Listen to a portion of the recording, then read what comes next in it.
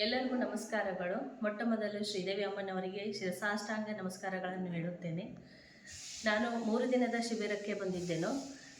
ಮೊದಲೇ ದಿನ ರೇಖಿಯ ದೀಕ್ಷೆಯಾಯಿತು. ರೇಖಿ ಮೇಡಮ್ನ ಹತ್ರ ಲೆವೆಲ್ 1, 2, 3, 4 ಗ್ರ್ಯಾಂಡ್ ಮಾಸ್ಟರ್ ಆಗಿ ಕಲಿತಿದ್ದೇವೆ.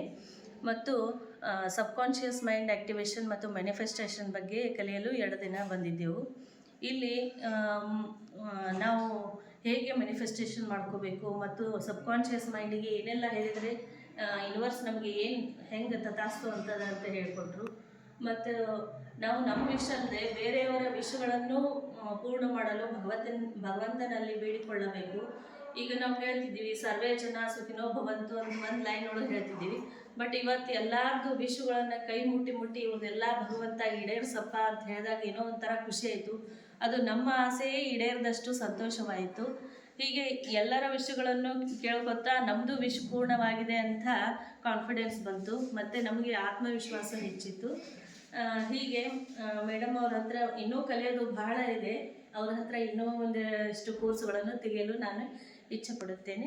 ಇಷ್ಟು ಹೇಳಿ ನನ್ನ 2 ಮಾತುಗಳನ್ನು ಮುಗಿಸುತ್ತೇನೆ. ಧನ್ಯವಾದ.